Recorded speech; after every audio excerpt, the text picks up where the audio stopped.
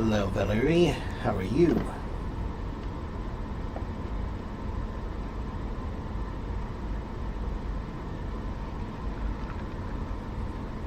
Sure.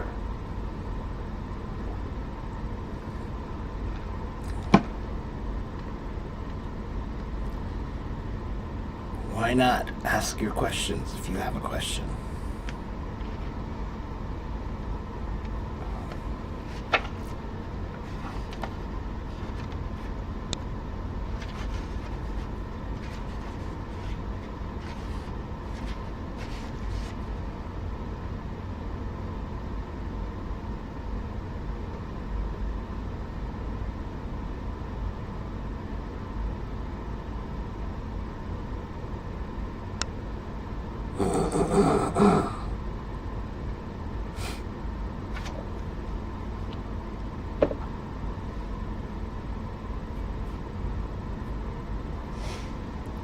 What do tearjerker and cutting edge mean? So tearjerker usually means a sad story of some kind, right? So maybe you watched a TV show or a movie or you read a book and it's very sad. So to jerk means to pull. And so a tearjerker is something that pulls tears from your eyes because it's so sad. Cutting edge means the latest technology. The latest technology. So think about technology like some technologies are very, very, very new, and some technologies like TV, right? When did we create TV? A long time ago now. That's not new technology, but there are old TVs and then there are the newest TVs, and the newest TVs, they're cutting edge. They're closest to the newest things, where they are the newest things. So they are on the edge of new. Okay?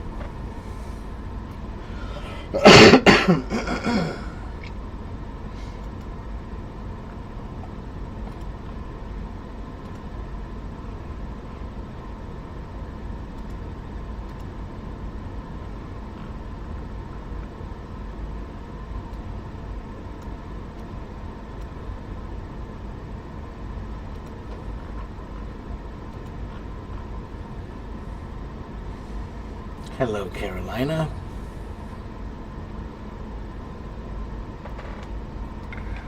Happy Thanksgiving, everybody. I had Thanksgiving on Thursday, and then I was cooking all day, and it's a very busy day, so I didn't really get to rest at all on Thanksgiving, so I took the next day off, and I did nothing yesterday. So, and I'm still pretty tired today, actually.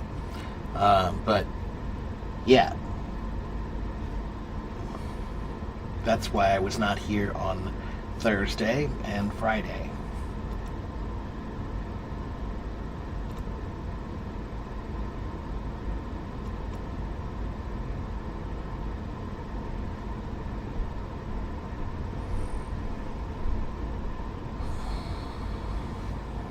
You used to play the guitar, now you want to start again, but your fingers forgot and you need to remember.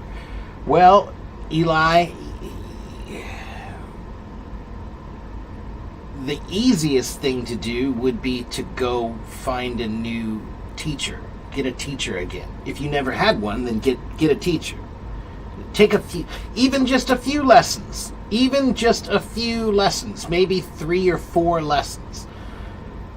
The teacher will remind you of what you've forgotten. The teacher will show you things you didn't know. It'll get you started again. And it's also a good idea because if you haven't played in a long time and you pick it up again, there's a very good chance that maybe you'll do something wrong with your technique. And sometimes that can be really bad, not only for your playing but for your body, right? Playing a musical instrument, every musical instrument requires some physical use of your body, and some of them like drums. If you play drums with bad technique, you can actually hurt yourself quite easily. There are many injuries in drumming because it's such a physical instrument. So the technique is important, and if you haven't played in a long time, then it's good to get with a teacher who will make sure that your technique is okay when you restart. Okay?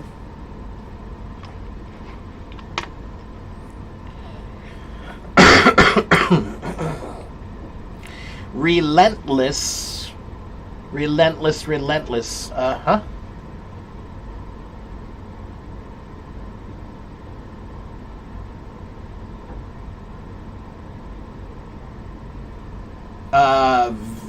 I'm a little confused.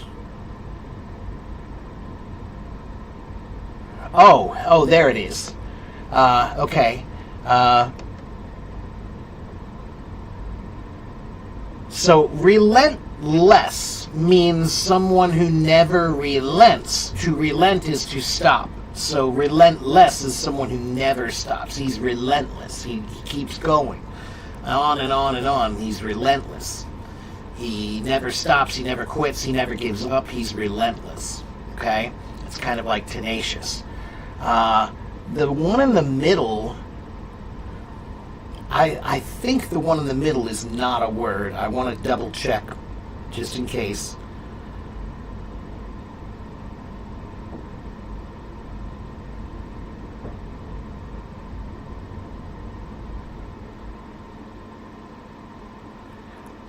Yeah. I believe the one in the middle, relentnes, is not an actual word.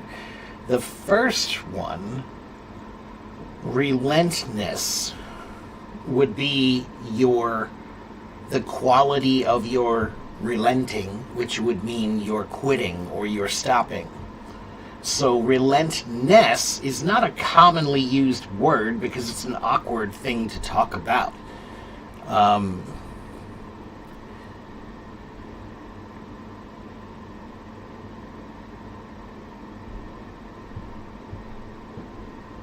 And actually, relentness may not be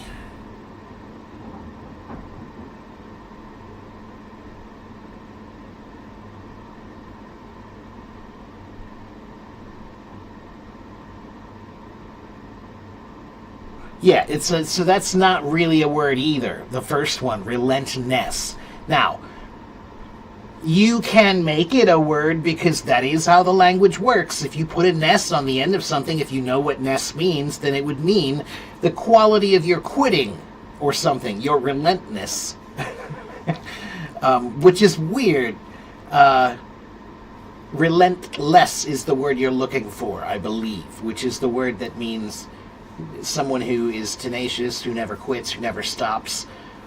Usually it's in a positive way, but it could be in a negative way too. Like somebody who always bothers you at work about problems. Maybe you might call them relentless in their, constantly trying to fix things or something.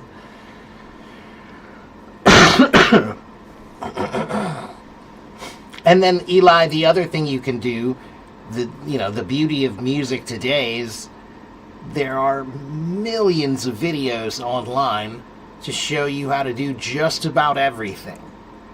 Okay? I mean, even AI can help you with guitar learning again, Hello, Zoe. Thank you very much. How are you?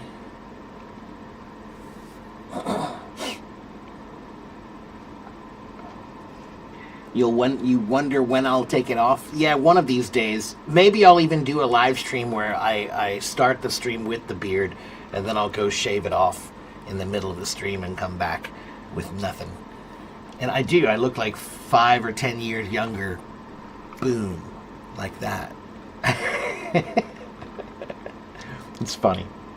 Yeah, 'tis the season for a cough.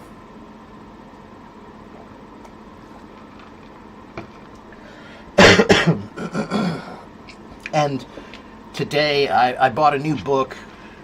I still am finishing 3 other books, but I bought this book, and I think I want to try to read the whole book today. It's not The Art of War, it's The War of Art. And it's a book about procrastination. It's a book about identity issues where you don't believe in yourself. You know, you don't think that you're good enough or whatever to do something. Yeah. So anyway, it looks to be an interesting book, and I'm going to try to see if I can read the whole thing today. It's not that long. It's pretty short, really. But it was highly recommended, and it seems interesting, and so after I finish my stream, I'll have some leftover turkey, and I will read.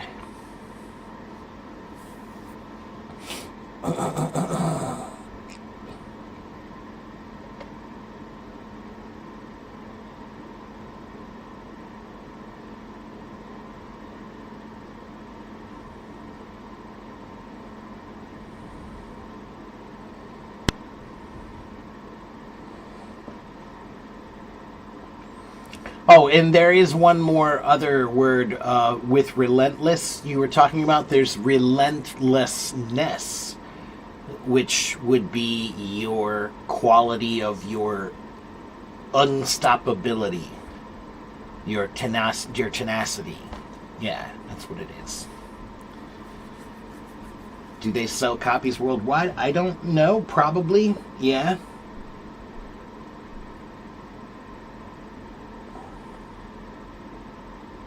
You can go to it says it's on a website called blackirishbooks.com.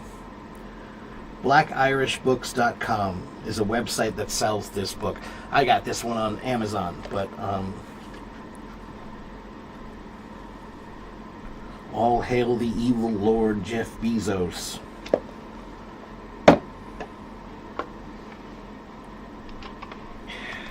What kind of books do I usually read?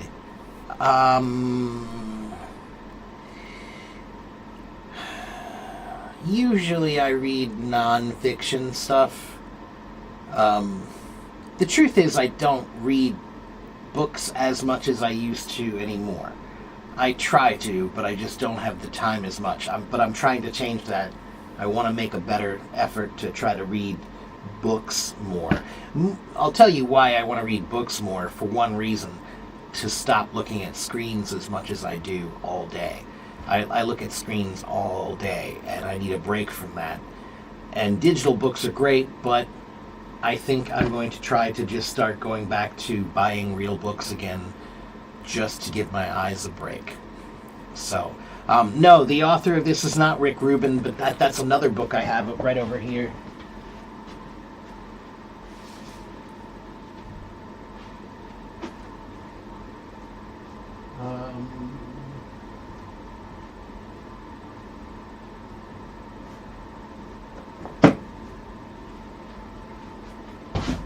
Let's see.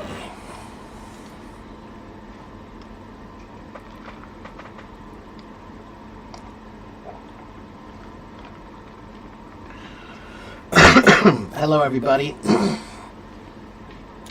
So I'm still kind of working through this book because it's really it's a pretty difficult book, to be honest. It's called the Etymologicon.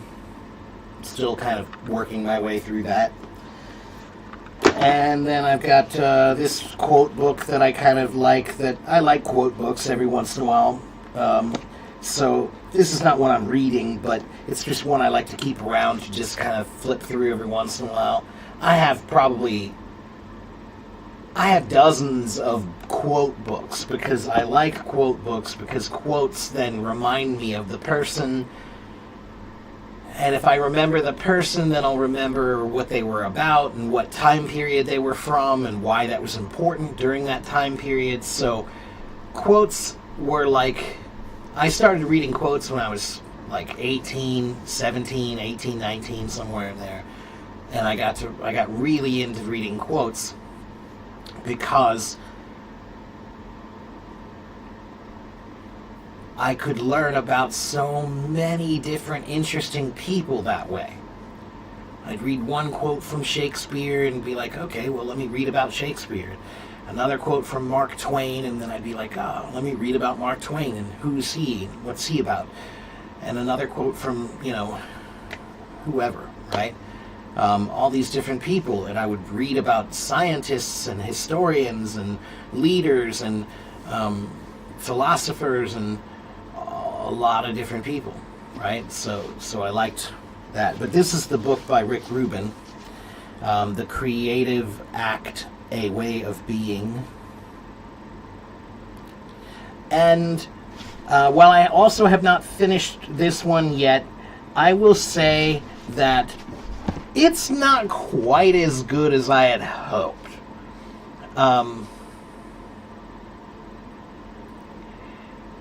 Rick Rubin is a really interesting guy. And he has some brilliant ideas. But occasionally he's fantastically lofty. Like, just kind of like, dude, bring it down a notch.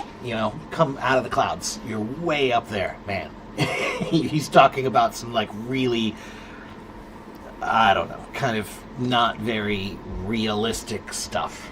But sometimes that's good. That's the point, is he's like an alien. That's the way I think about him. There are certain artists in particular who are basically like aliens. They don't follow any of the social rules or social constructs of human society. So he's one of those. He doesn't really follow any of the typical social constructs. He doesn't dress like anybody else. He doesn't talk like anybody else. He doesn't do work like anybody else. His ideas are just bizarre. But that's why it's great to listen to, because it's a good way to shift your mind from normalcy, and make sure that you are seeing the full picture. There's another guy that I just recently got into a lot more. There's a guy named Al Jarreau. Do you guys know who Al Jarreau is? Probably not. Al Jarreau is a singer from the 1970s and 80s, mostly in the 80s. And I've been watching Al Jarreau videos a lot recently because he's another alien. He was another alien. No one on the planet has ever sung like him. No one has ever used their voice like him. No one. And it's amazing. And even more so, I'll tell you what's even better about Al Jarreau. When you see Al Jarreau on stage, one, he's just full of joy. He's just joyful. He's just, you could just, he radiates joy. He just looks like a happy child, like getting ready to play. And then he does the weirdest stuff with his voice. It's weird, but it's brilliant. And it's so strange to see somebody be so proudly weird without one bit of embarrassment, shyness, shame, any of those feelings that you worry about. He has none of that. When he goes on stage and he does what he does, he has no shyness, no fear, no worry. He's an alien. He's an alien. Yeah, I do too. That's why it's fascinating. I'm going to write an article about him, I think. I want to read more about him. I want to learn more about him. I'm going to do a deep dive on his work more.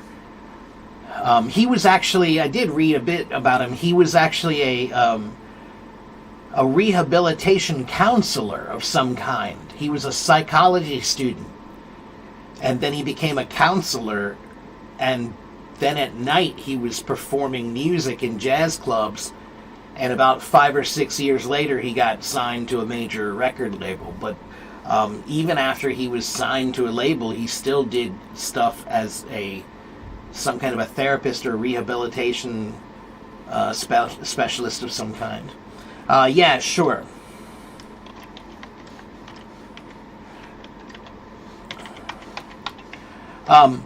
And like I said, be prepared, because you've never seen anything like it, and you're gonna think it's weird and maybe even funny at times. But here's the other thing that is crazy about Al Jarreau, is every band that he has ever had, the musicians in the band are all the best of the best of the best of the best. And the reason why is because they all recognize his genius. They recognize that, yeah, he's super weird, but he's also one of the greatest singers. He has something called perfect pitch. Perfect pitch means he knows a sound when he hears it, right? Like, so if I play a C on the piano, if I play a C, he knows it's C. He can tell me, oh, that's a C, right? He knows every note. He can hear exactly what he's singing in his mind, like it's on a piano. So the point is just that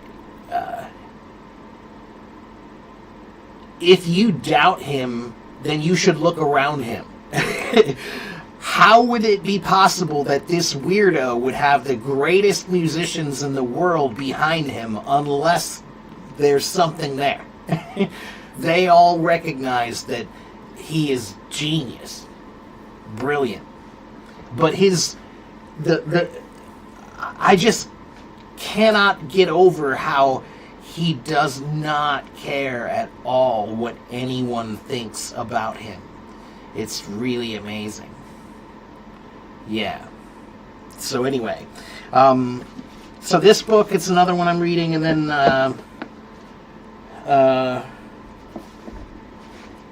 I didn't start this one yet, but it's interesting. This one here is called The Know-It-All. One Man's Humble Quest to Become the Smartest Person in the World. It's about a guy who read a bunch of books.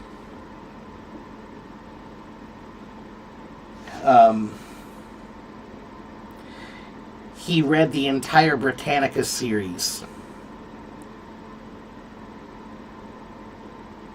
Right? So the Encyclopedia Britannica, he read the whole thing. Which is really not that impressive, to be honest with you. I mean, it is, but it's not. We had a World Book series in my house. I'm sure I read most of it because I used it all the time. So I guess what I'm saying is, I'm old. When I grew up, we used an encyclopedia all the time. So I'm sure I read at least half of it, maybe 3/4 of it at some point, you know. Yeah. Anyway, I got a bunch of books. But I want to try to see. This book is actually, if you see, it's not like, here's one chapter is just like this. Look, and look how little. There's not much. Right? So some of the chapters are just a couple pages. So I think I can read this one in a few hours.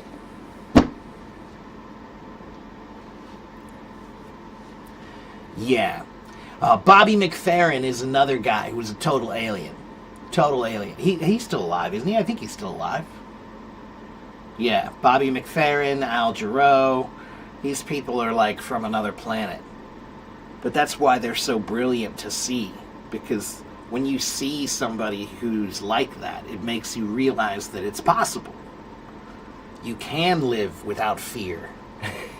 You can be completely proudly weird and not worry about what other people think about you.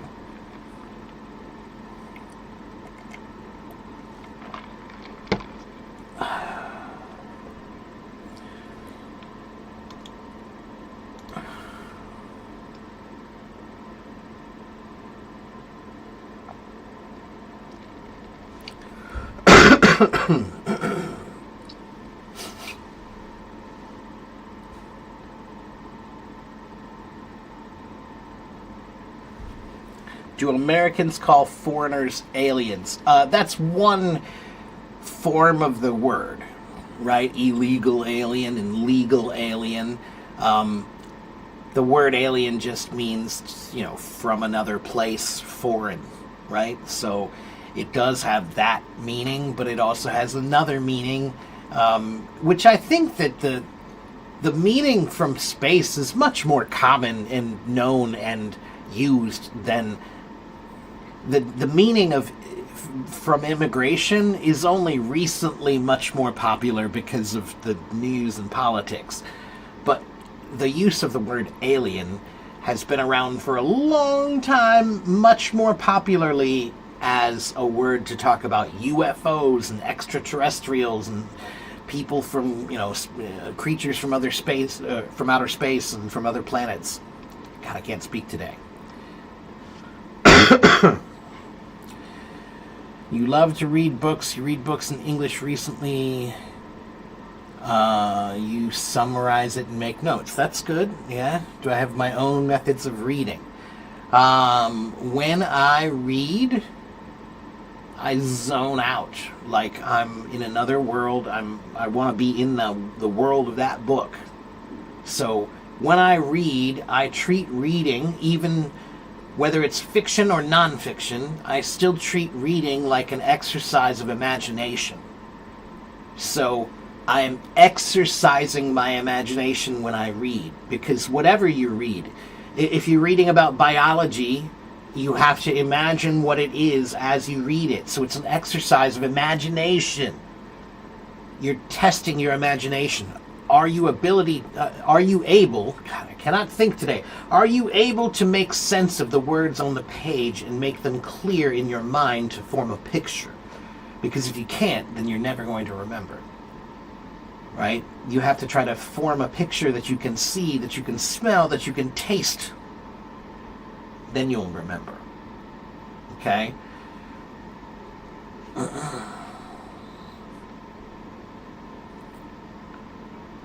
So when I get into a book, if it's a fiction book and it's about a story, then I try to be in that story.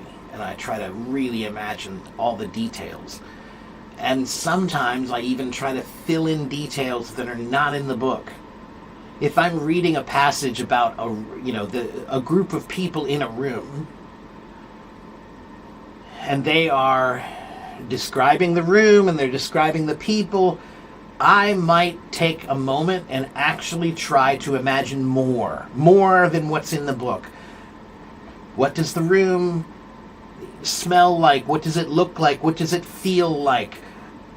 Is it dank? Is it dark? Is it bright? Is it whatever? I try to imagine more than what's in the book, because again, it's an exercise of imagination, and imagination is a skill that must be developed and practiced. Nobody does. Only the artists. It's sad. Imagination is something everybody has. If we didn't, we wouldn't be here. Imagination is how we became adaptable. We imagined ways to adapt. Imagination is part of evolution. So that's why you should practice it. So, whether I'm reading a fiction book or a nonfiction book, when I read, I try to be in the zone and in the moment. Now, when I read nonfiction, I often make notes. Sometimes I'll read it more than one time. I'll read the first time just to get through the book and get the idea. Then I'll go back and read it again with a highlighter to really study the parts that I really like. Is the expression money to burn and used in conversation? Sure, if you're talking about somebody who has a lot of money and doesn't care about it. He has money to burn. Yeah. Nothing can compare to the sense of reading a physical book, to be honest. Yeah, that's true. The smell even, like when you go into a good bookstore, there's a smell, and it's like, books. It's like, I like that smell. I miss that smell. I used to go to the bookstore all the time when I was young. There was a bookstore at the mall, and we would go to the mall, and that was one of the places I would spend a lot of time. I would just walk up and down and look at all the books, and, that's interesting, and the different sections of books. There's fantasy fiction and science fiction, and over there's psychology and history, and I would go through and just kind of look. And back then, nobody cared if you stood there and just read. Nobody cared. Nobody would be like, "Hey, you can't read those books." It was almost a library. Yeah.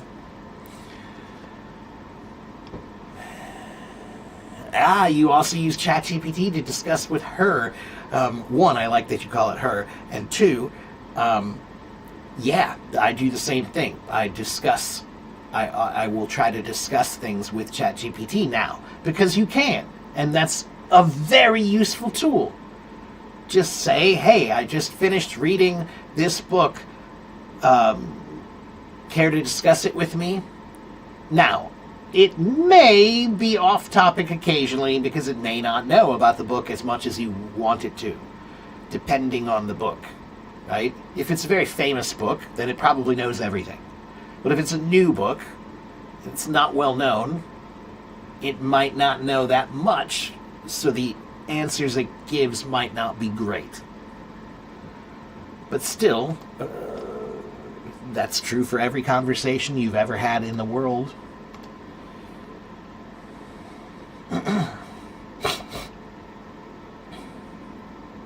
What's the meaning of tenant? A tenant is somebody who lives in a building or property. The tenant of the property. They tend to the property, right? So the word tenant, let me look at the word here, if I remember right.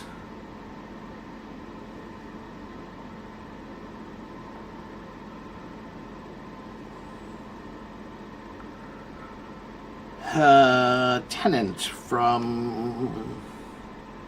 Yeah, the original meaning goes all the way back to the 13th century, and it means a person who holds land by title or by lease. So it's the landowner, although now the word tenant is used if I own a building and I rent the building to people. The people who rent the building from me are the tenants of the property. So they rented it from me with a contract, they pay me money, but they are the tenants of the property. They're supposed to take care of the property. And the word tenant is related to the word tenet, T-E-N-E-T, which is an old word that means to hold or grasp something. It means an opinion, a principle. It's a tenet. So this is, if you're talking about what are the main tenets of this religion, it means what are the main principles of this religion. So that's tenet, T-E-N-E-T, which is now related to the word tenant. Reading quotes motivates you? Sure, me too. Yeah. Ahmet, I can help everybody with their English. Everybody comes here, you can too. Can I tell you one of the impressive quotes? Sure, let me find one.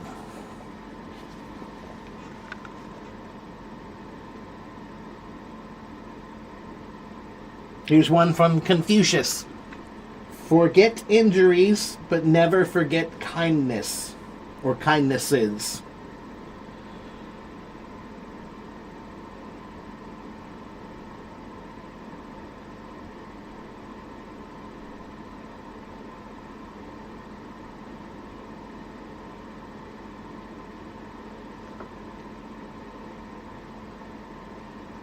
Here's one from William James.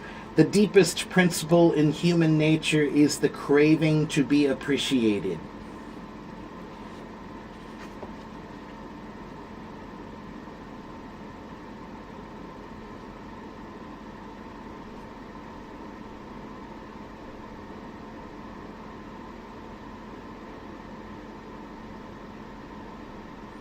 Here's one from Eric Fromm. Immature love says, I love you because I need you. Mature love says, I need you because I love you. That's good.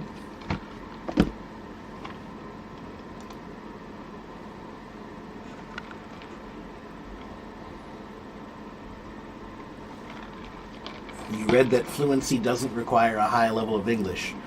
I don't know where you read that, but you can read anything these days. So since you like to read things, I will tell you what you should read. You should read this.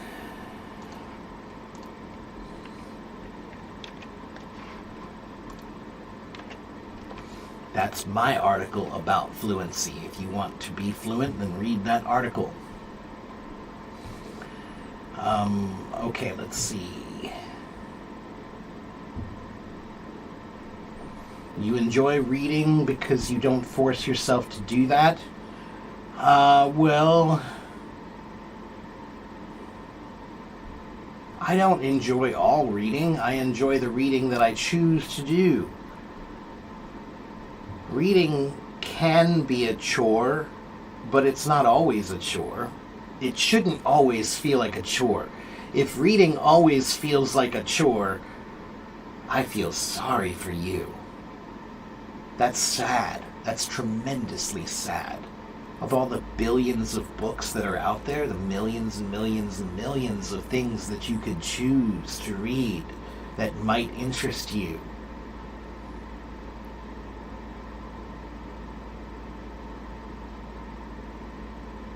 I think that if you say you don't have time, then maybe I understand that more. But if you just say you don't like it, that's just sad. That's pathetic. How can you be a human and ignore one of the greatest things humans have ever done, which is write? Do you recognize that elephants don't have writing? And orangutans don't have writing, and dolphins don't have writing. They may communicate, they do communicate, but they don't have writing. We do. But you are like, writing, who cares? It's just writing. It's so boring. It's so boring. Reading's so boring. Oh. In life, you can choose what kind of monkey you want to be. Do you want to be the kind of monkey that climbs in trees only and only knows the wild ways? Or can you train yourself to be something more? You know?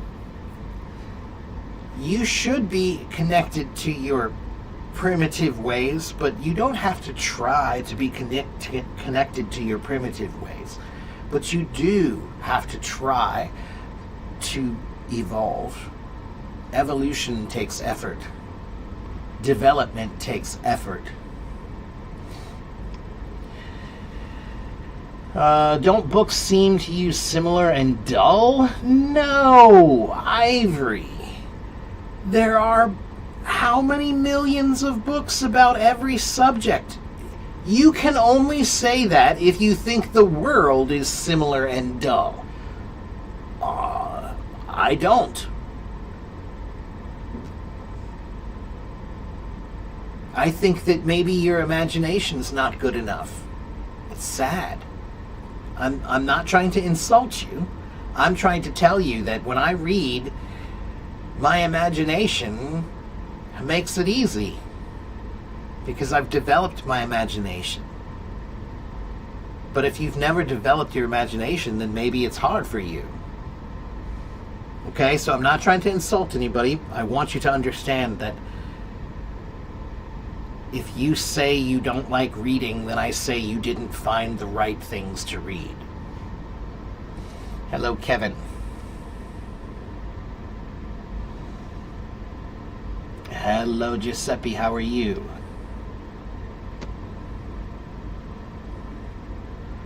You love to buy new books, but you struggle to finish. To be honest, I think that's okay. Even if you start a book, it's better than doing nothing. If you don't finish it, okay, maybe you'll finish it someday, but at least you started, right? I have a bunch of books like that, right? Like I said, right now I'm in the middle of 5 or 6 books, but that's okay. That doesn't bother me that much, you know.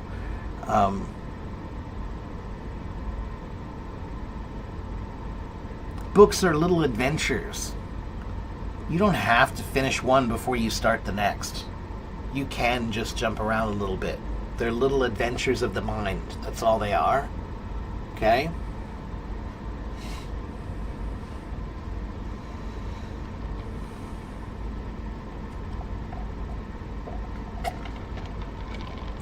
Artificial at this stage development cannot express its own opinions and only compiles extracts from various sources. That's true, but it will compile the extracts from various sources all about opinions, right? So, for example, if you're reading a famous book, right? If you're reading The Old Man and the Sea, that book has been read 1,000,000 times. It's been reviewed 1,000,000 times. It's been talked about 1,000,000 times.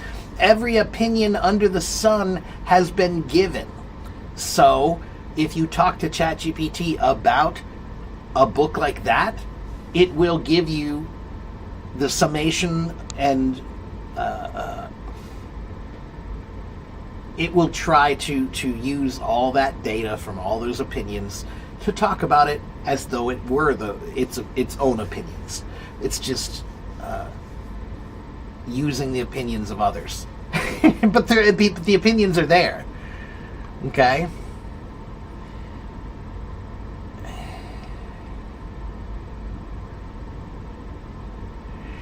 I know, unfortunately, many people don't like reading and they think it's boring and not necessary. But here's the thing. How many times have you guys ever heard me say that language is power?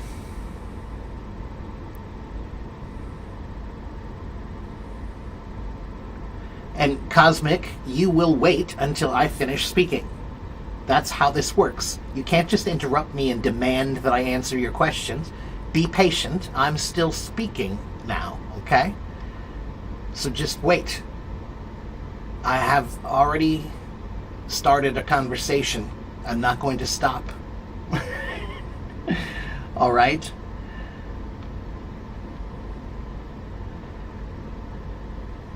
So what I'm saying is, language is power.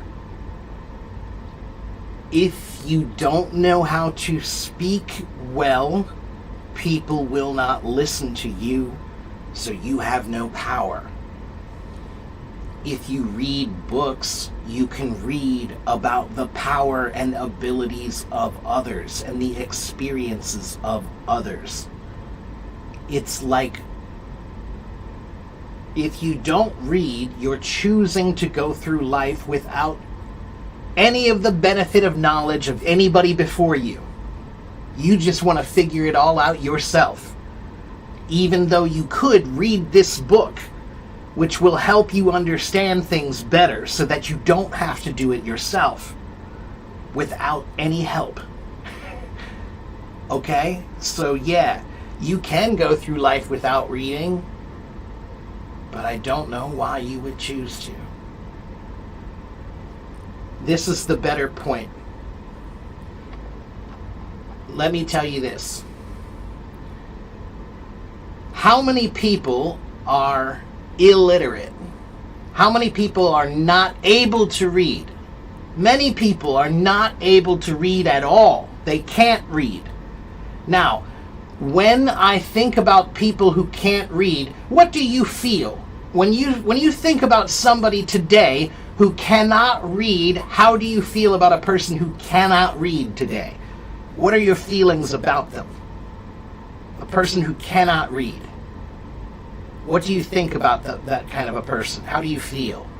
Sad. Yeah. Right? It's sad. Right? Very sad. Right? Now, guess what? What's the difference between somebody who cannot read and somebody who chooses not to read? If you choose not to read, you are more sad. It's even sadder. If you can read, but you choose not to read, so you feel that the person who can't read, that's sad. You can't read. But you can read and you don't. That's much, much, much sadder. Not being able to read, here. Being able to read and not reading just because you think it's boring, that's down here.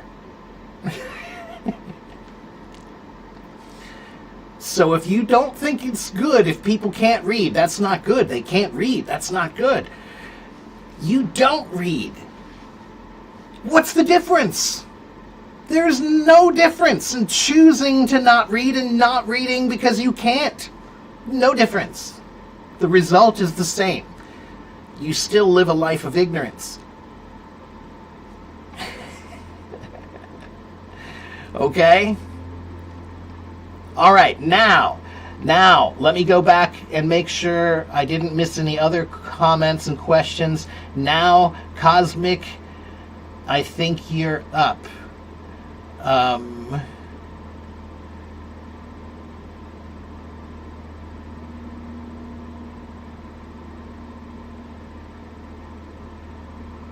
You want to do an analysis of the Alchemist book from Paulo Coelho together? I haven't read that, so I can't do. I would have to read it first.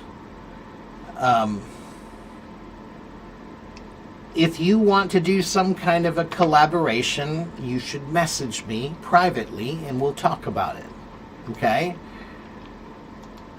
But if you're new, you should probably watch and see what I do first.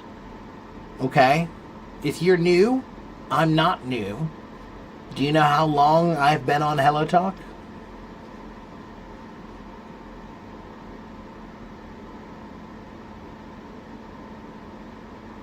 Do you know how long I've been here?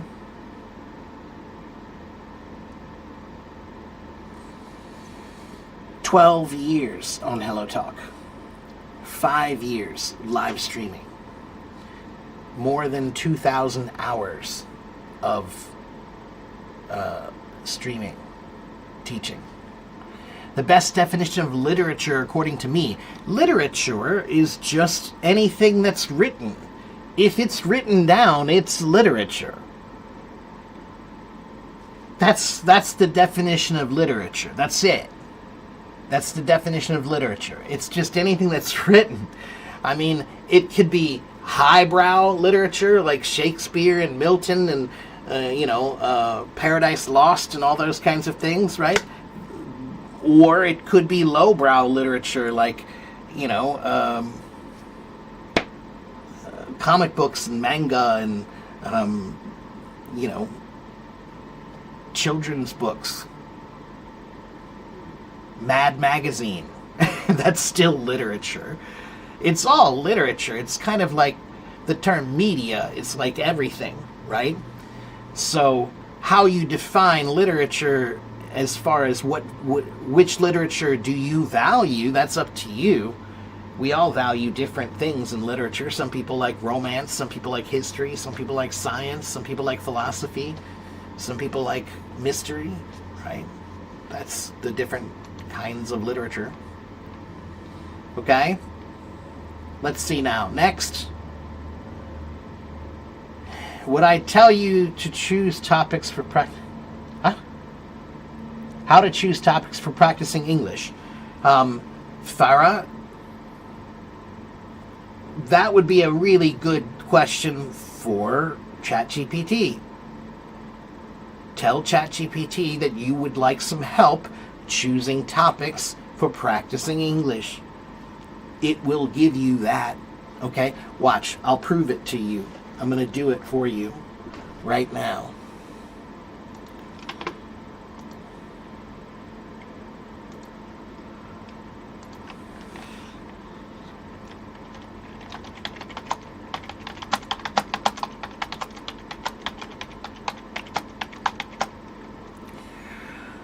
Let's see. Give me a list of topics and...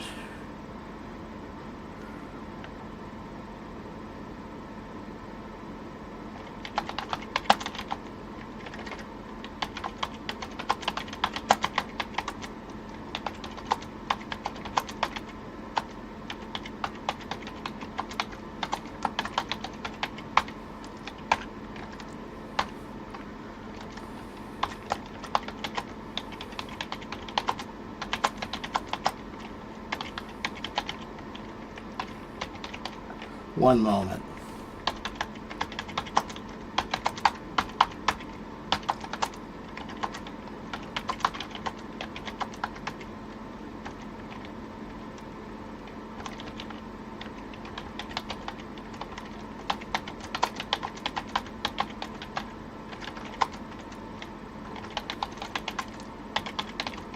Okay, now I made a really long prompt because I'm trying to make it clear that this is not a question for me, it's a question for one of my followers here.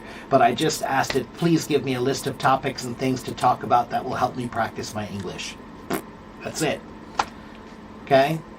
Here is a clean, useful list you can give your students. Look.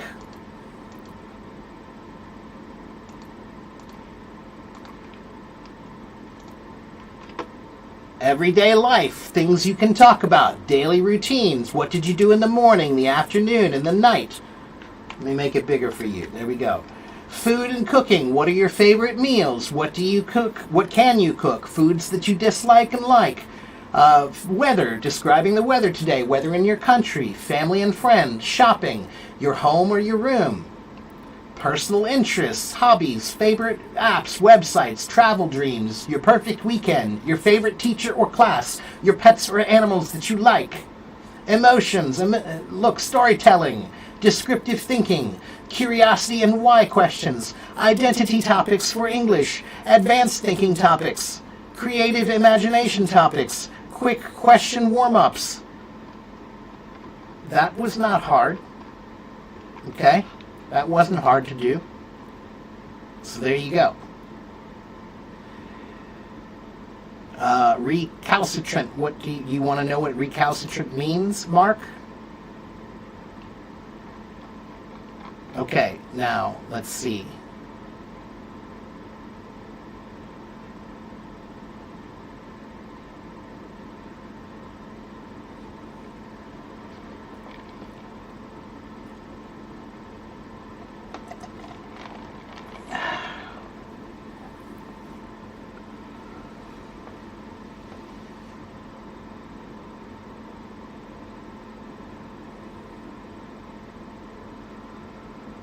Michael, I'm not sure what you're asking me to do. You're asking me to mix the content. Ask me what you want to ask me, Michael.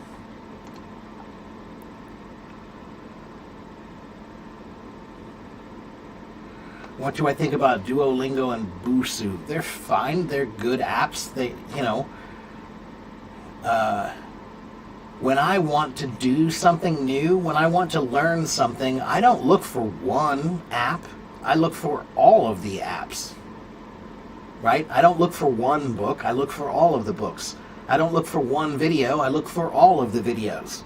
So, is Busuu good? Yes. Is Duolingo good? Yes. They're all good. Okay?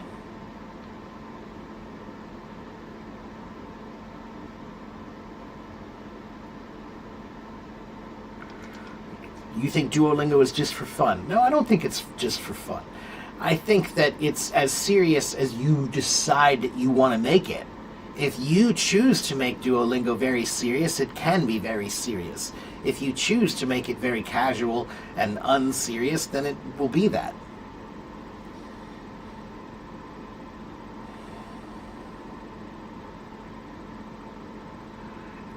MJ, I'm glad to hear that. Good for you.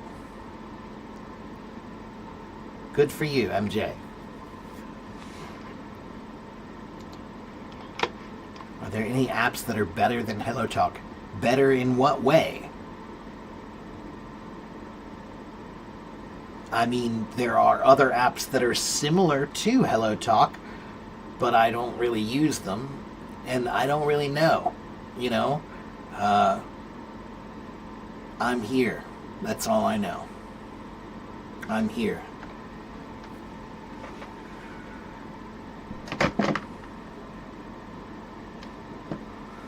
So, if you have a question you should ask me, you can raise your hand and come on stage, and maybe I'll even talk to you. But you have to have a question. Don't waste my time. Don't waste their time.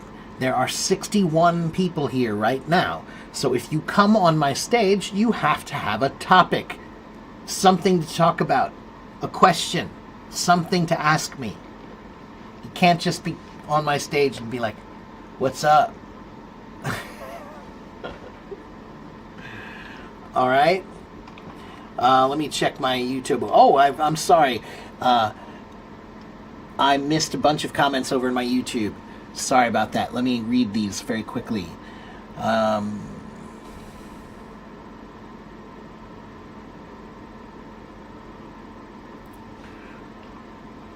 You'd like to read my book? Yeah, well, I'm working on it. That's why I bought this new book.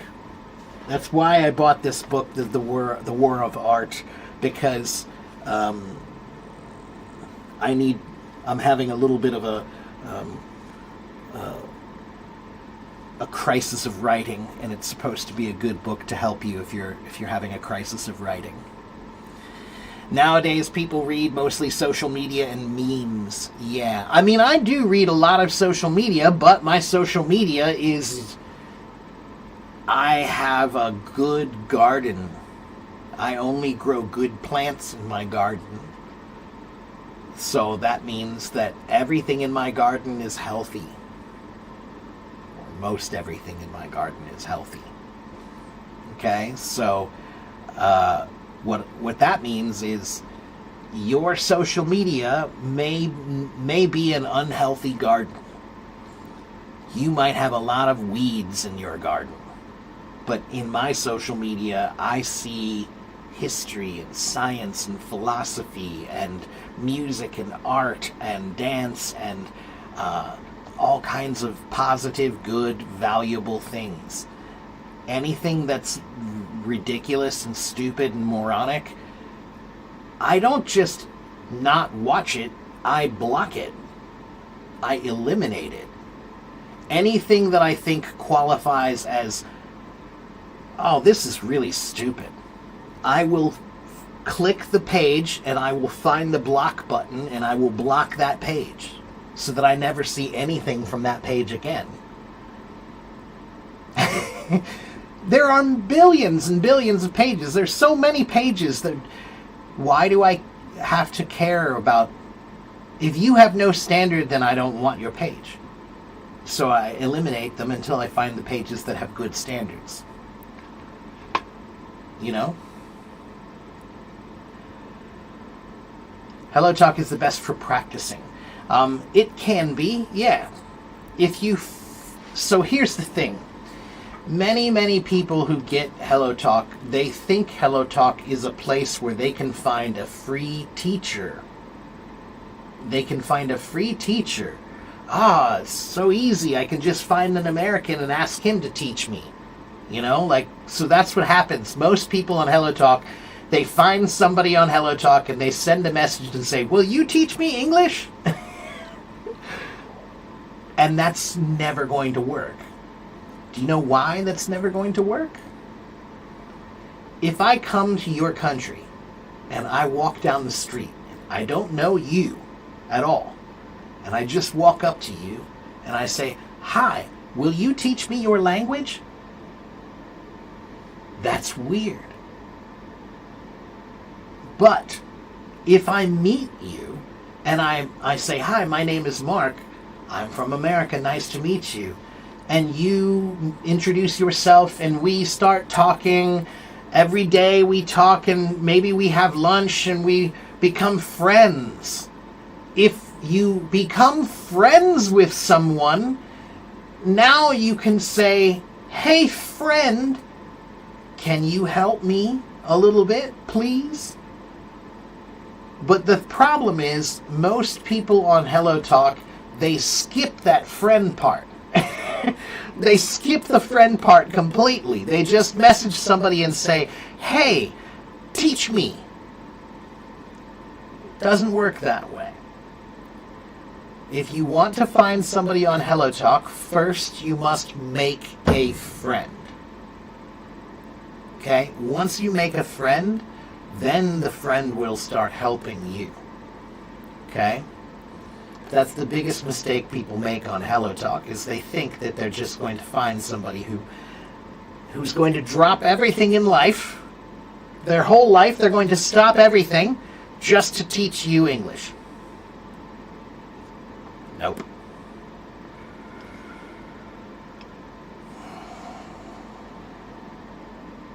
What topics should you start for learning oral English? The same topics I was mentioning before, Oliver, if you saw that list that I just gave. Most of your listeners don't have the communication experience to discuss many issues with you. All they can do is listen to your opinion. I think that's not entirely true, Valeri. I think that at least half of them could raise their hand and talk to me. At least half of them. I think that most of them are just too shy to want to come on stage in front of other people.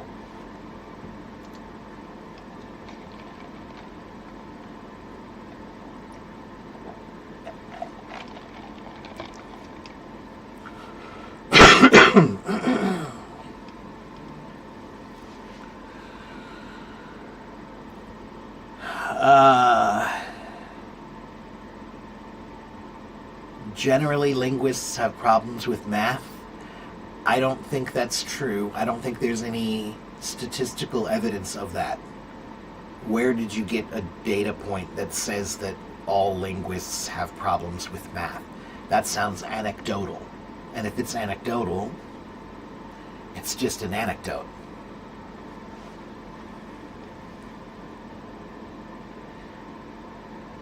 You are welcome, my friend. Take care. I'll see you next time. Good luck with your guitar playing. You know, again, there are so many guitar teachers online. There are also guitar videos, right? You can watch lots of tutorial videos online. Okay? Yeah, Alyssa says computational linguists are pure math, and I would agree with that. Linguistics, the branch of linguistics, reaches a point of philosophical mathematics, like algorithmic almost. You know, where that's how philosophy is math, right? Modern philosophy has turned into a form of math. And linguistics uses that same kind of methodology of expressing itself in mathematical terms sometimes. So, I don't know. I don't think there's any relationship of any value to talk about between linguistics and math, and whether there's some issue there. Math is language. Language in music is language. Math is language. Those are languages. If you didn't know that, they are. They have rules. They have it's communication through different means, through different vehicles.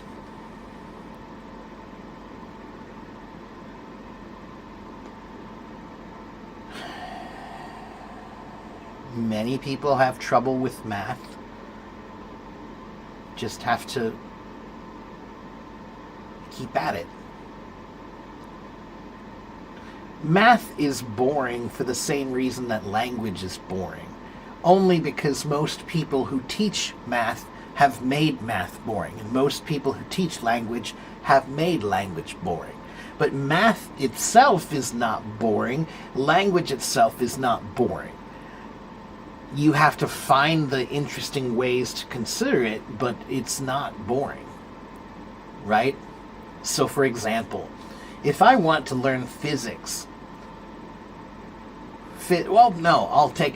here's a perfect example. I'm a drummer. Okay, I'm a drummer. And in drumming, there is a lot of math. So much math. Because of the music, and also because of the physics. Okay, drums has a lot of physics. So when I hold the drumstick,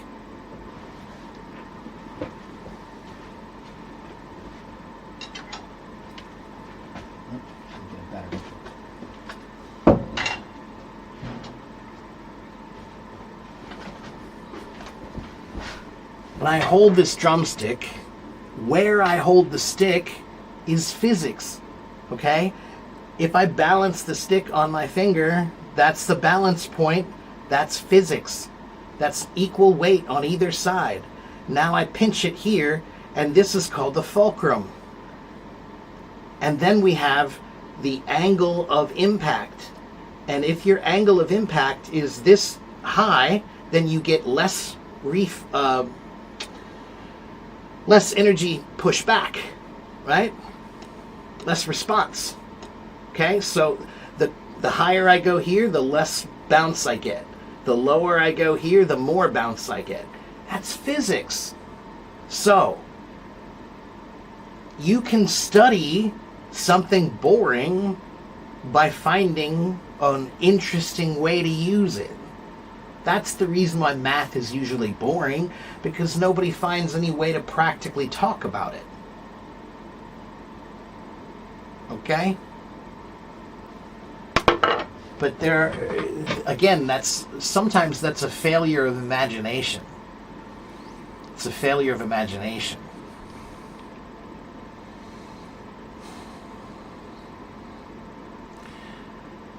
Okay, now,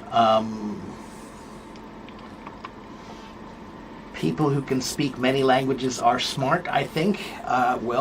Yeah, but smart, there are many, many kinds of smart, right? Smart is a weird word because, again, how do you define smart? Is everybody smart in the same way? No. Everybody is smart in a different way, right?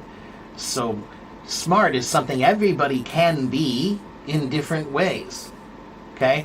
A fisherman might be kind of stupid about some things. Maybe his math is terrible. Maybe he doesn't know a lot about astrophysics or microbiology. But when he goes to fish, he knows exactly what to use to get the fish. He knows exactly how the currents work. So he's smart. He's very smart about the things that he does. It's smart. Smart can be many things, you know? But smart is like,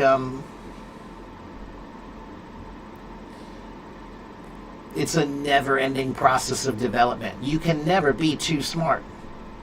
You can be too dumb, but you can never be too smart. So, if you don't learn, you can be too dumb. You can be so dumb that you're just like, wow, this is sad, this is pathetic. But you can never learn so much that you're too smart. So just keep learning.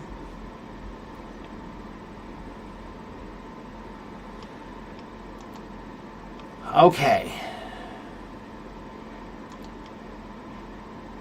Okay, guys, it has been 1 hour and 11 minutes. If you don't know who I am, my name is Teacher Mark. I've been on Hello Talk a long time. Here is my YouTube channel. Here is my website. Here is my blog. 87,000 people follow me. Let's see, how many people is it now?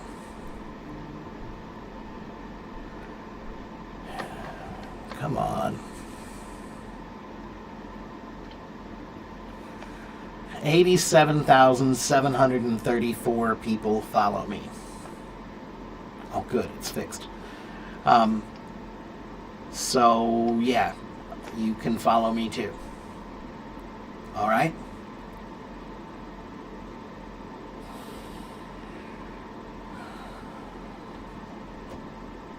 If you have questions about English, you can ask me about English. If you want to talk about other things, maybe we can talk about other things, but you have to remember that you're not the only one here, right? So when you bring up a topic, you need to remember that there's a whole audience around you.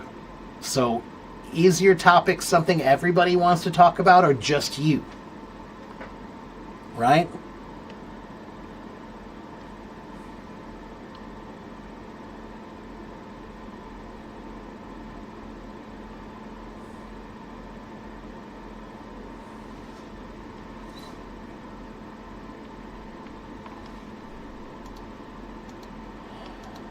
Anyone?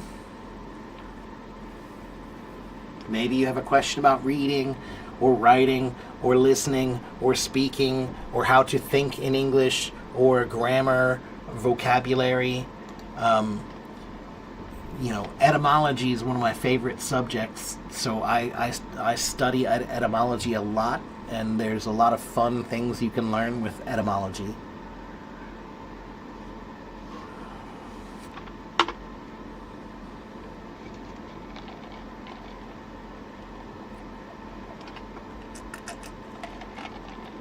How to learn English with shadowing. I have an article for that.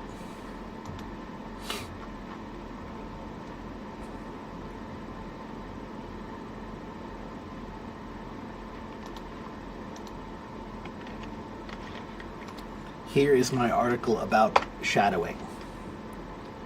If you want to know about shadowing, go read that article. Everything that I have about shadowing is there.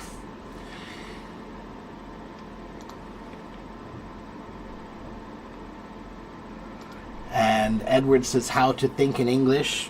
Here is my article about how to think in English. And there is a video on YouTube.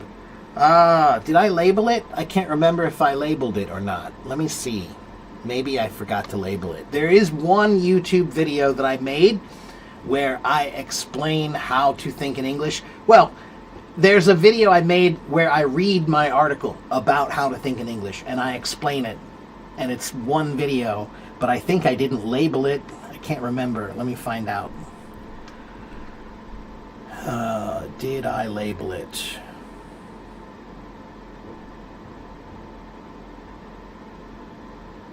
I think I did not.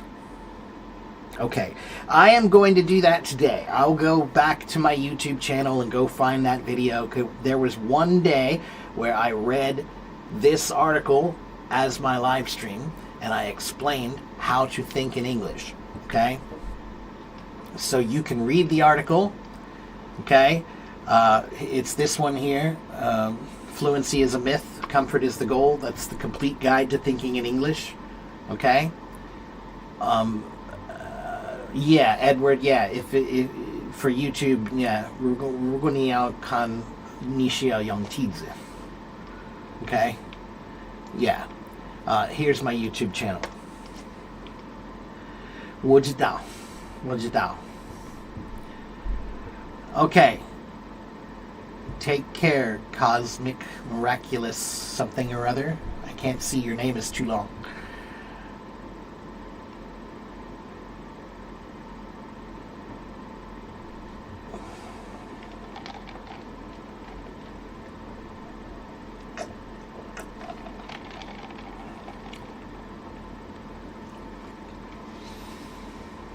If you skip one day of practicing, you feel like you're missing everything, well then find a way to make practicing part of your daily life. Then you never skip it. Don't make studying separate from life. Make studying part of life. And then you never skip it. You just have to be creative.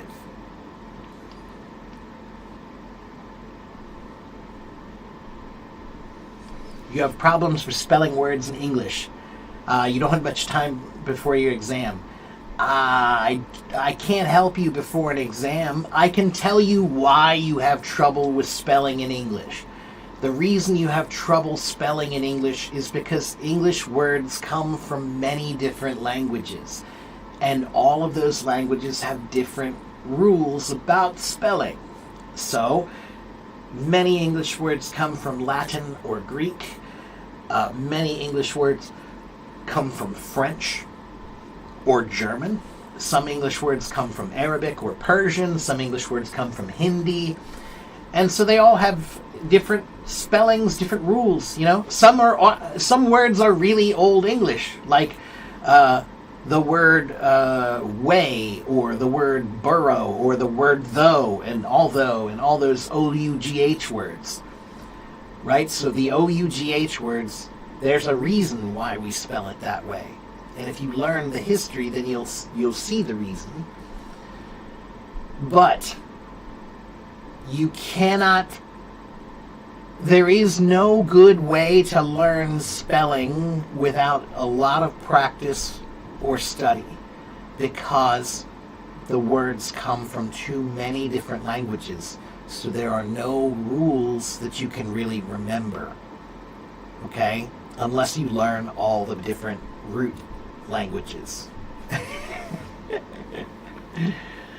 Okay?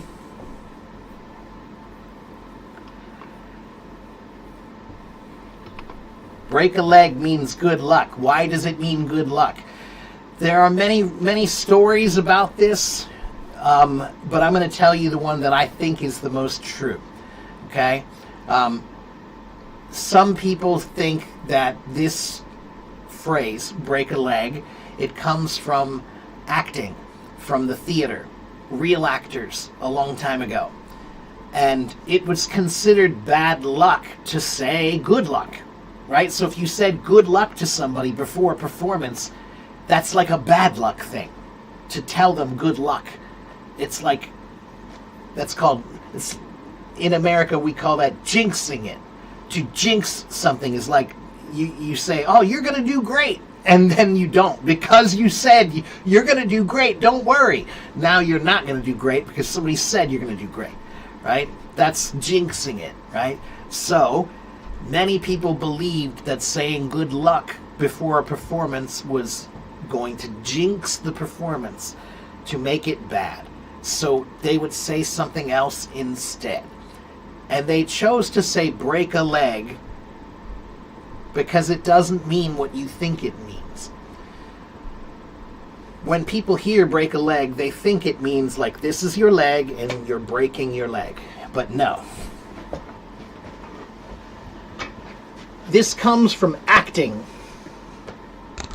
I'm going to try to show you.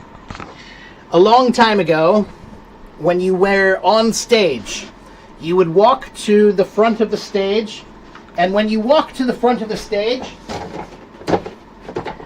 they didn't want you to stand like this. That was weird. You look like you're at attention, right? And they don't want you to stand like this because that's weird too. So they asked you to stand with 1 foot forward and 1 foot facing slightly to the angle.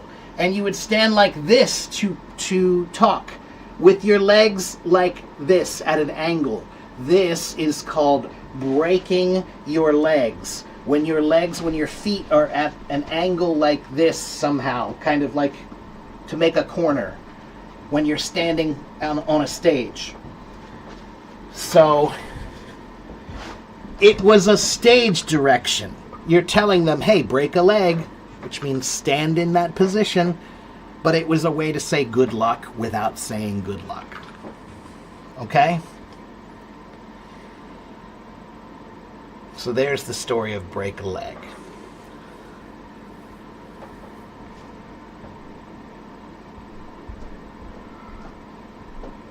And you have no exposure to English in real life, so how do I practice? That's why you need to read this article. The secret of practicing in a place where they don't speak English, you got to read that article. Okay?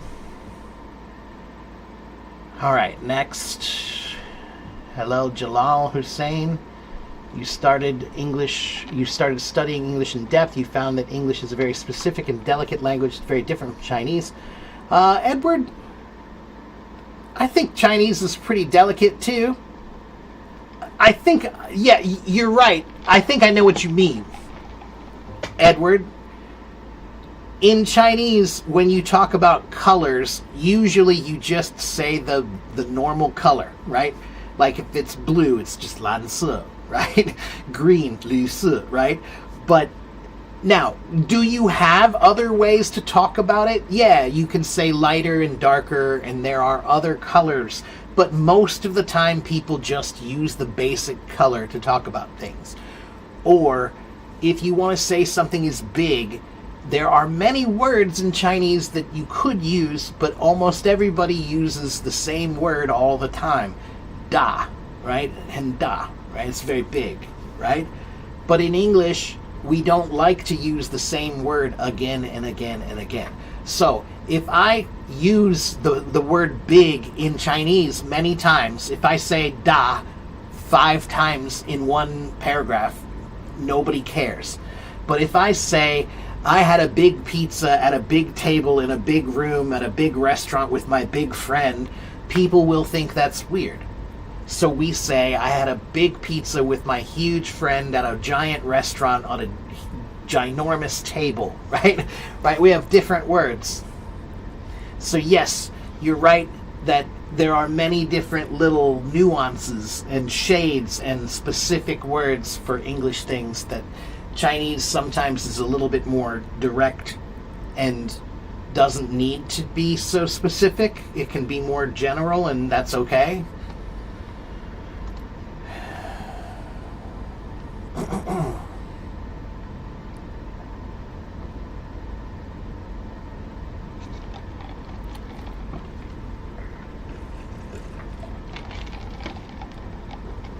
Lucky Girl says, hoi polloi. Sounds strange in English. Do you know where it comes from? If I remember right, yes. Because when my dad used to use this word a long time ago, and my dad studied Greek. And hoi polloi is actually Greek. Polloi is people. I think it's many people. Is that right? I think if I remember right, hoi polloi meant many people. It's a Greek term. Let me see if I can find that.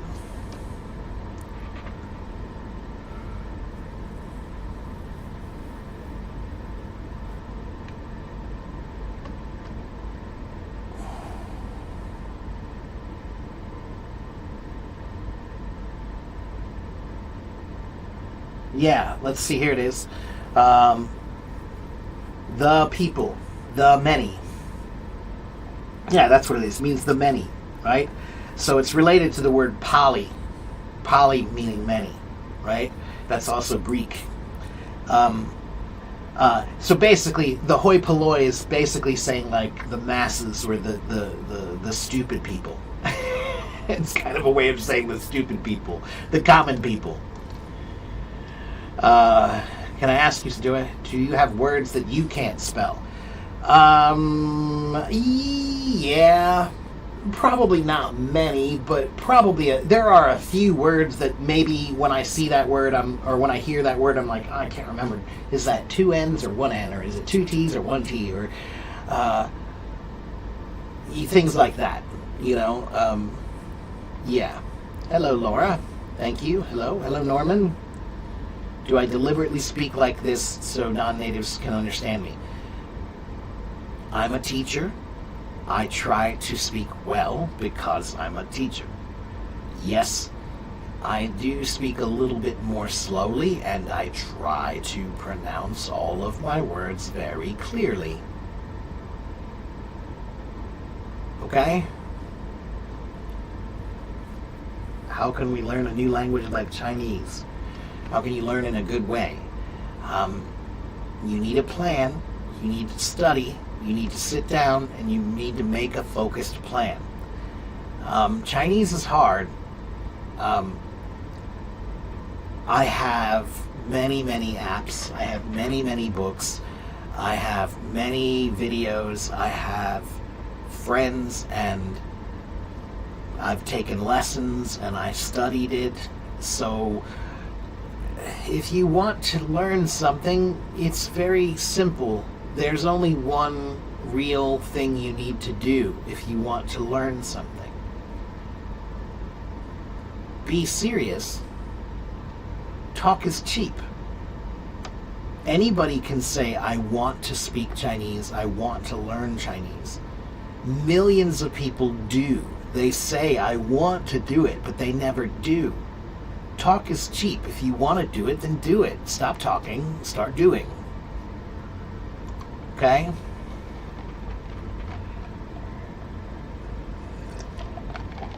Sell my course. Bruce, if you want to buy lessons from me, you can. They're on my private website.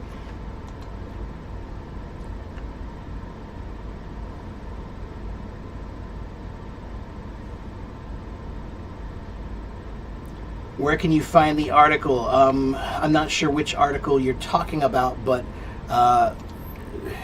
here is the article I have about how to think in English, and you can find all of my other articles on that blog.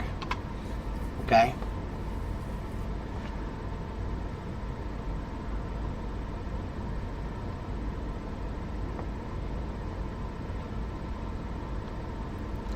Yeah, right. Da and da fei chang da. Yeah, I know, but it's still da. And in English, we have that too. We have big, really big, and, you know, incredibly big, extremely big, right? So, but we also have many other words, right? Yeah. Anyway, do I speak fast? Most people think I do not. No. Hello, Mazda. Can you work on 2 languages simultaneously? You can. You can work on 10 languages simultaneously. Is it a good idea? Maybe not. Is it hard? Yeah. But can you? Sure, you can. You can choose whatever you want to do. Now, some languages are easier to learn together than others. If you're learning Italian and Spanish, probably you'll be okay because there are so many similarities. But actually, sometimes the similarities might confuse you because they're so similar in some ways, right? But if you're learning Italian and Chinese or Italian and Japanese or Russian, those are pretty different. Can you? Sure. Should you? Maybe not, but maybe. Okay? Everybody's different.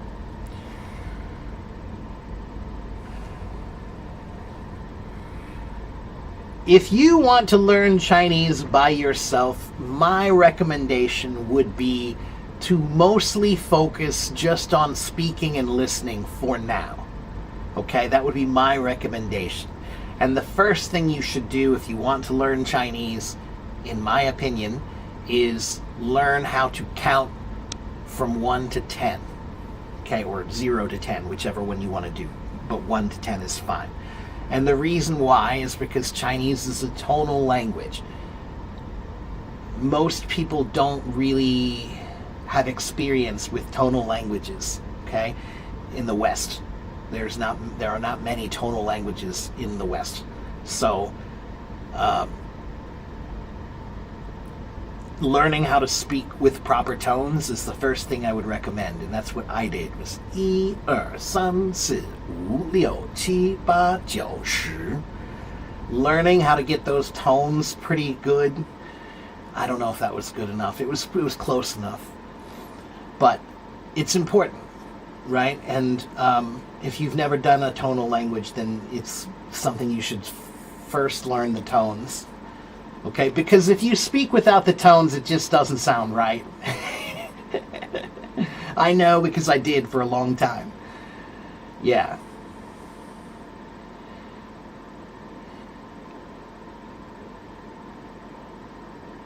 You've also been summarizing the methods and theories of learning English and Chinese. That's good, Edward. Like I said, yeah, because I speak some Chinese and I've learned Chinese some, it helps me to explain things, to a Chinese person. Most of my students are Chinese. So I can explain to them, what's the difference between these two languages and why it's different and what you need to do to remember. And yeah, it helps if you know both. You're struggling with the British accent. You're not interested to watch videos to improve because it's hard for you. You work for a British company, right? So, Norman,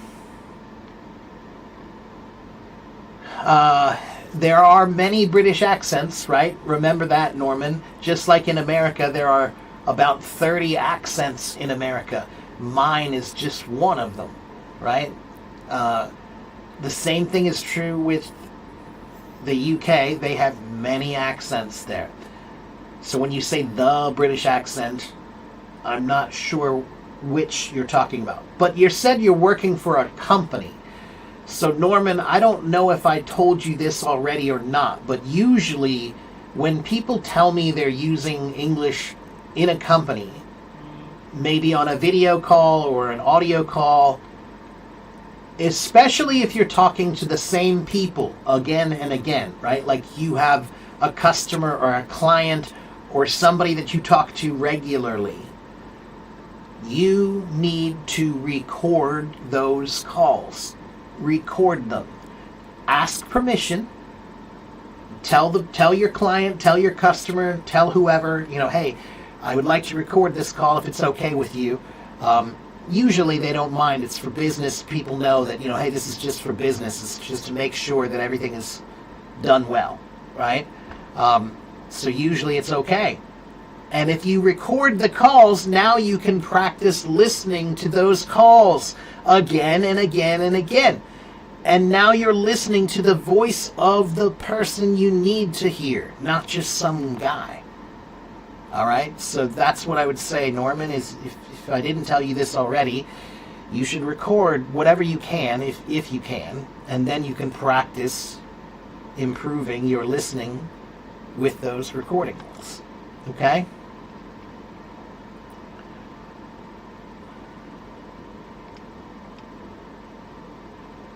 Even if there are many, I still think you should record if you can. All right? Jean-Paul, you speak Portuguese. Okay, well, again, welcome. We're all learning here.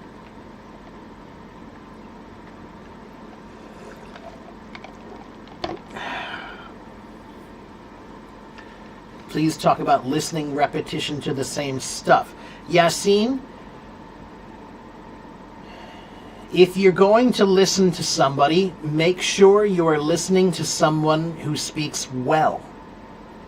The biggest problem that most listeners have when they're learning is they're listening to the wrong people.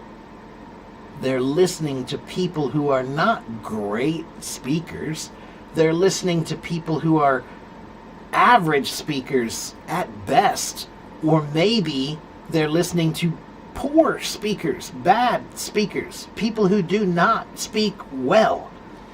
That's the biggest mistake people make when they're practicing listening. You're not careful about who you listen to. Okay, so that would be the first thing I would say. Okay?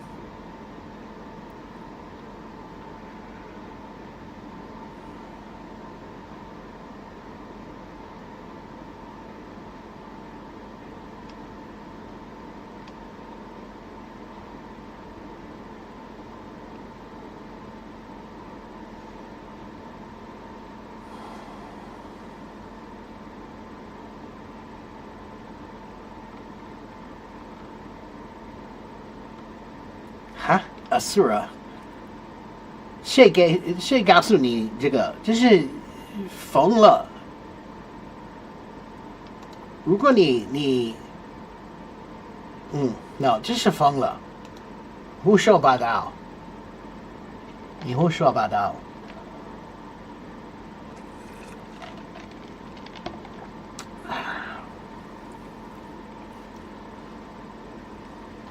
What do I think about learning language via music? I'm a musician. So, depending on what you're talking about, I support it. But if you're talking about learning English through songs, you can learn a lot, but you can't learn everything. Because songs are poetry, songs are art. Songs do not care about grammar or the rules. So if you learn English from songs, many things in those songs might not be proper. They might be casually okay. In a song, it's okay. At the store, when it doesn't matter, it's okay. But if you're taking a grammar test, not okay. So sometimes learning with music is great. Sometimes you just need to be careful. You need to remember that it's not science, it's art. And art doesn't care about the rules. Okay?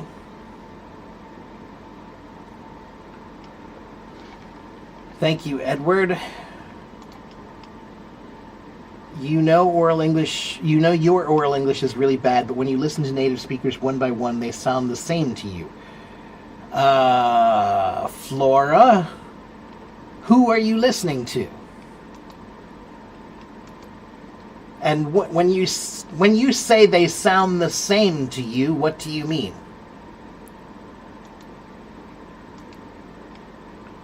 Can I sing Chinese songs? Probably, but nobody wants to hear me sing.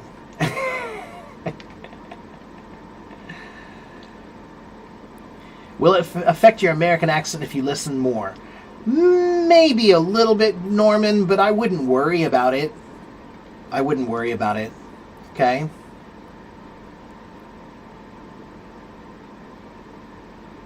You want to write a critical thinking article. Do I know how to write about topics related to English language learning? How can you start? Hikari, I think you should start with ChatGPT.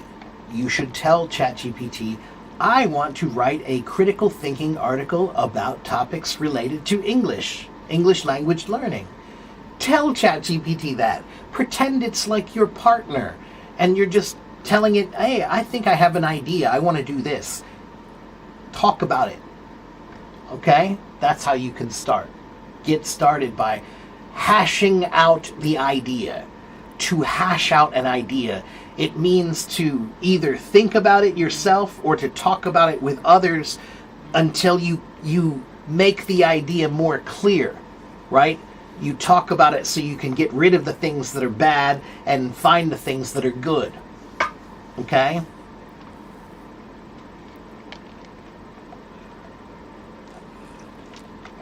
If you want to become a content creator here, just contact Hello Talk and they'll tell you how. Do I know Turkish? No, not really.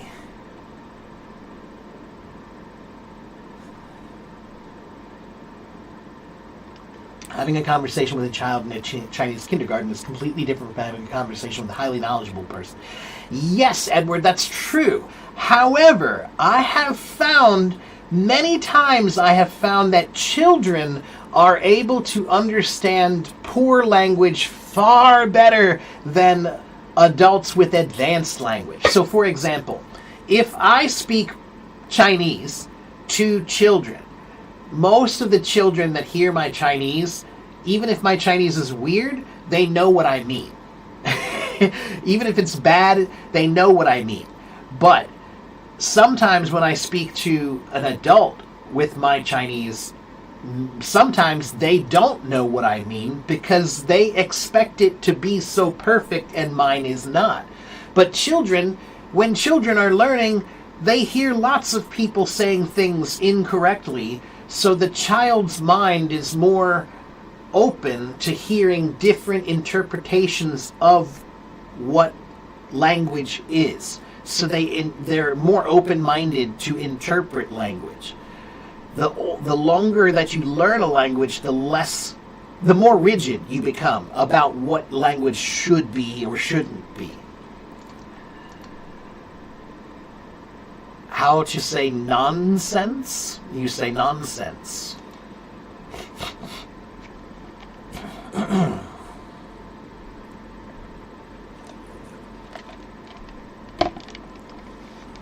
Hello, Logan. Yes, I have grown a beard. It's not a full beard, but yeah.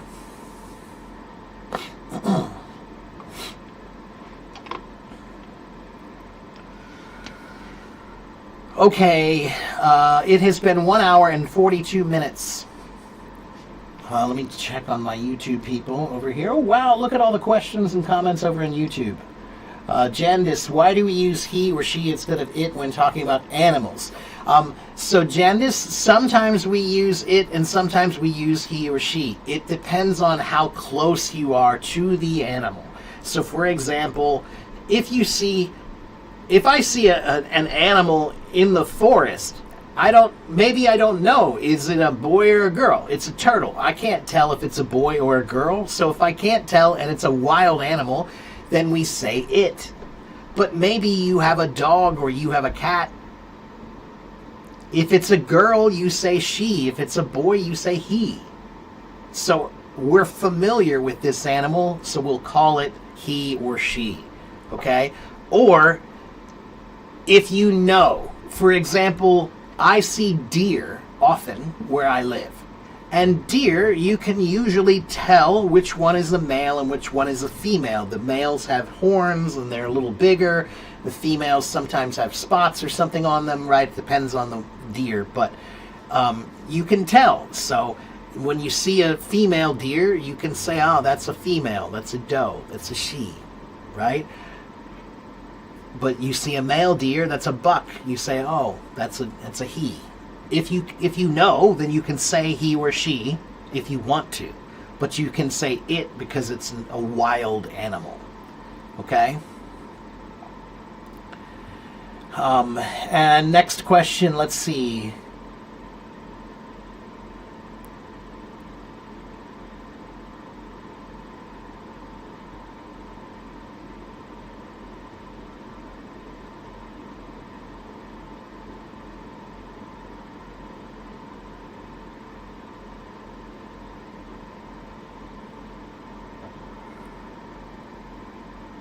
Recording yourself is very helpful, but yes, it's kind of painful to go back and see yourself. We always hate looking at our own mistakes.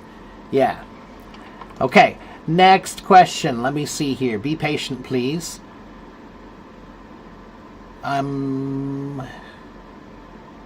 Is grammar more important than pronunciation?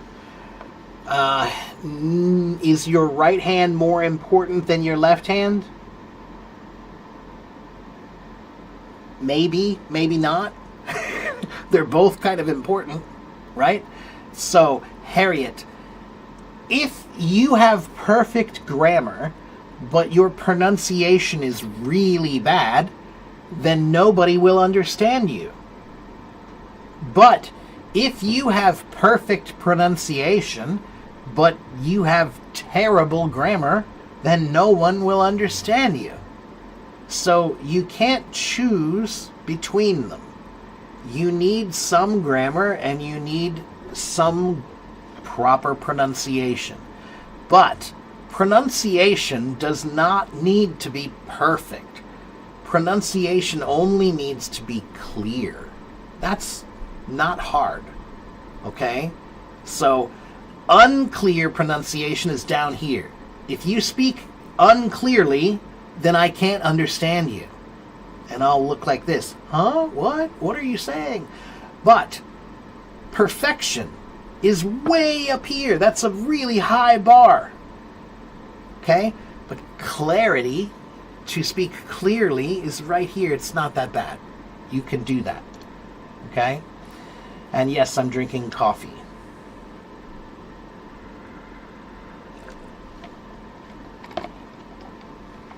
Okay. If you have a question, you should ask it because I'm getting ready to leave here soon. So I have 5 more minutes. If you have a question, ask me your question. I want to eat lunch and go read my book, my new book. I need to read this book. I feel like today is a reading day. It's very cold today. Right now it is 34 degrees Fahrenheit, which is like, what, 2 degrees Celsius? 1 degree Celsius. Oui, I am an English teacher. Yes.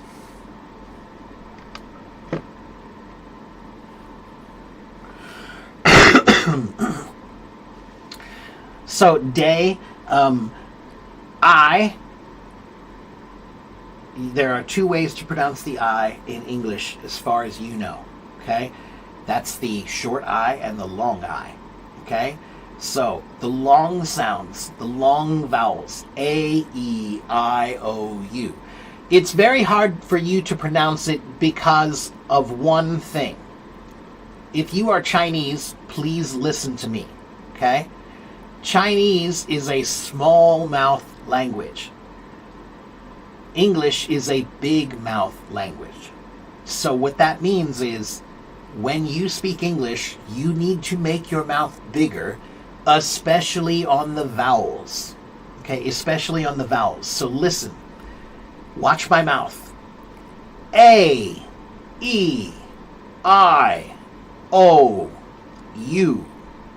A, E, I, O, U. Those are the long sounds. Okay? Now we have the short sounds.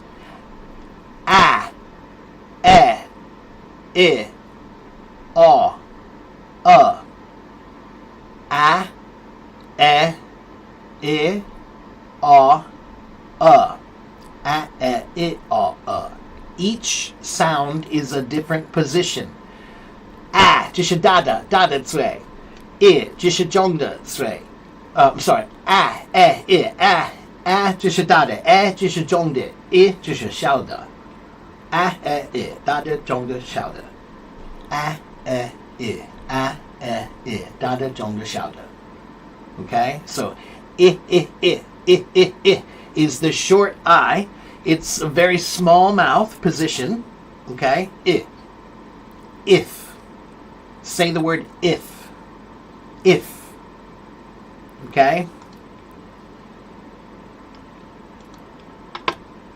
But when I speak Chinese, I have to try to use a small mouth.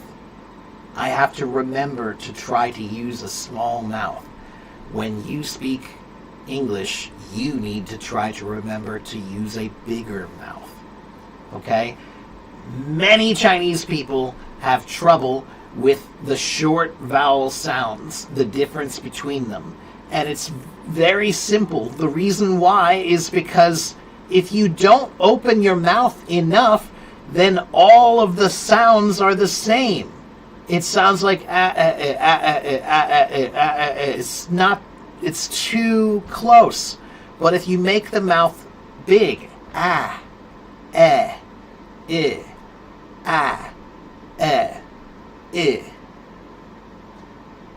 now you can hear the difference. How should you pronounce through? Through. Okay? Through. Okay, any more questions? I have 8 more minutes. 8 more minutes. You think the oral muscles are far inferior? Well, no, it's because Edward, there's a video on my moments that's very funny. There's an Australian girl. She's an actress, singer. I can't remember her name now, but she was on a TV show, on a talk show, and they were asking her about her American accent because she pretends to be an American sometimes in movies. She's from Australia. She has an Australian accent. But she said that when she speaks Australian English, her mouth doesn't move very much at all when she speaks Australian English. But when she speaks American English, Now her mouth is moving a lot like this, and it's very, very big. She said her mouth gets tired. That's true. That's true. Okay? So you just need to practice. You just need to practice. Okay? Word, word, word, and world. World. World. So, or. You have to slow it down. When you're practicing word and world, you must slow it down and exaggerate. Okay? What is that in Chinese again? Is it Kuachong? Kuachong? Exaggerate?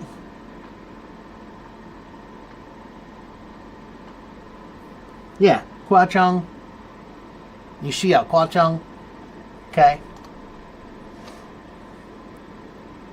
说慢一点，说夸张的. Okay? What about the difference between want, want, want, and won't? Won't. O, ah. O, ah. Want. Won't.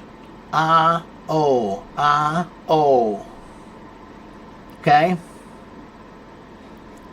Japanese people, it's true also. If you speak Japanese, most of Japanese happens small and it's inside the mouth. It's not a very big thing. Most. Not all, but most. So, if you're learning English, then on the vowels, you need to exaggerate. Exaggerate. Exaggerate. Okay? Through, though, thought, and thorough.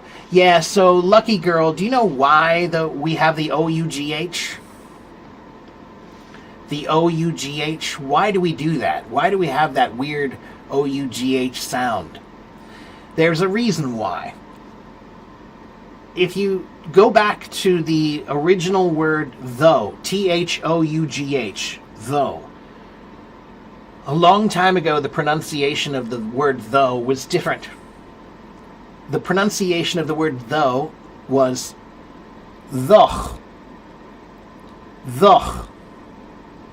It had this sound. A long time ago, English had that sound. It's like in Arabic. Arabic also has that sound, right? So, the word used to have that sound at the end of it. They would say thoch.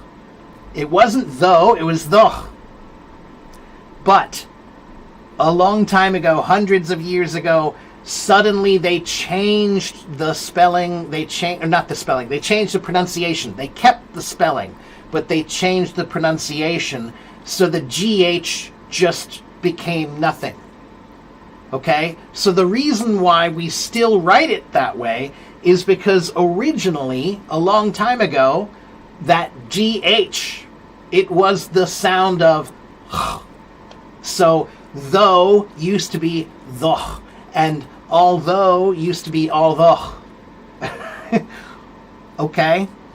But it changed. But we kept the spelling because the spelling helps us remember where the word comes from. Okay?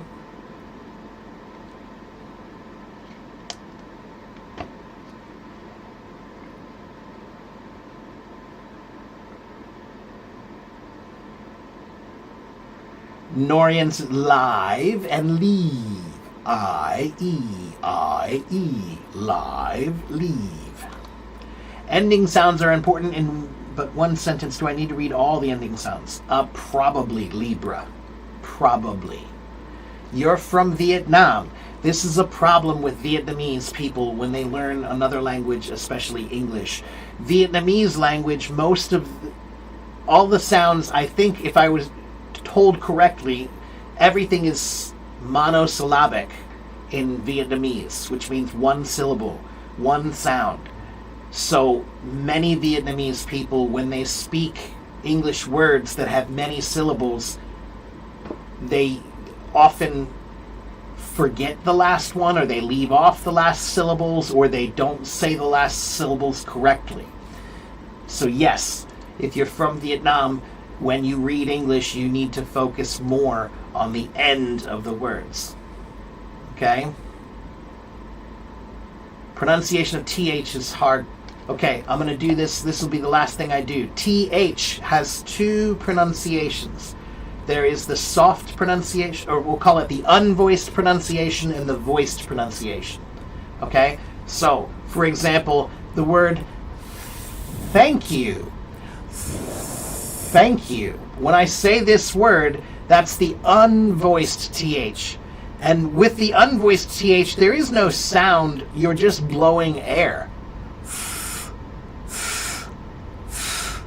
You have your tongue between your teeth, just a little bit, not a lot, not, okay? You just have the tip of your tongue between your teeth. And then get a tissue and hold it in front of your face and blow air.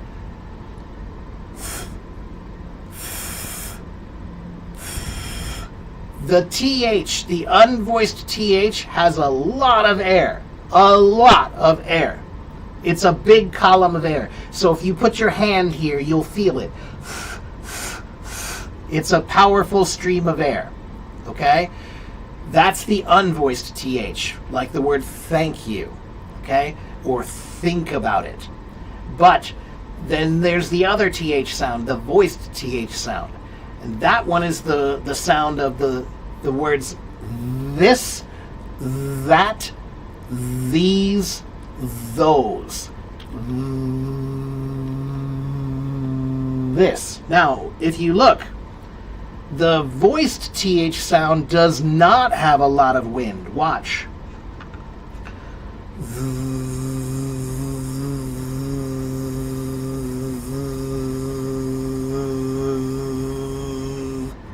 The tissue's not moving, is it?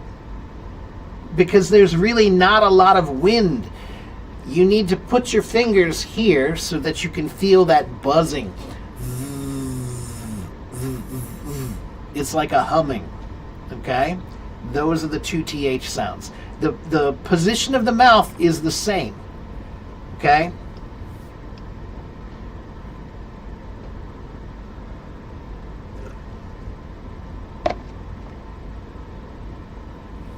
So should I always skip the GH sound? I wouldn't say skip it, but yeah, it's usually not a pronounced sound. Yeah. Work, work, work, walk, walk, walk, aw.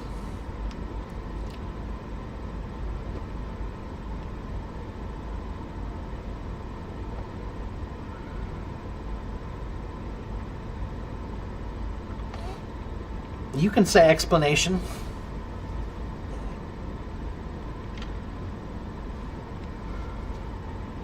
You can say explanation.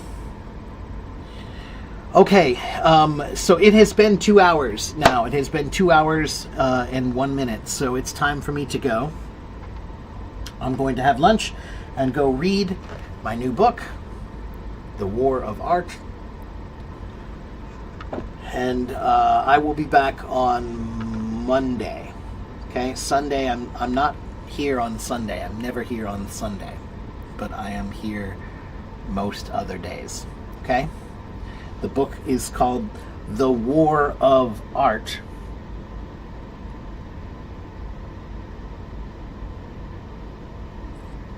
Not The Art of War by Sun Tzu. I have that one too. I have that in my bookshelf right over there. But this is the War of Art. So now I have both the Art of War and the War of Art. All right, you're welcome, lucky girl. Take care. Have a good morning. Have a good afternoon. Have a good evening. I'll see you guys next time. Before I go, I'll give you one last time. Here is my YouTube channel. Here is my website, and here is my blog. Okay? That's my YouTube. That's my website. That's my blog. go check them out. Okay? I don't have a link for that book. I don't know where. You can look it up. The War of Art. Okay, bye-bye, everybody. I'll see you guys next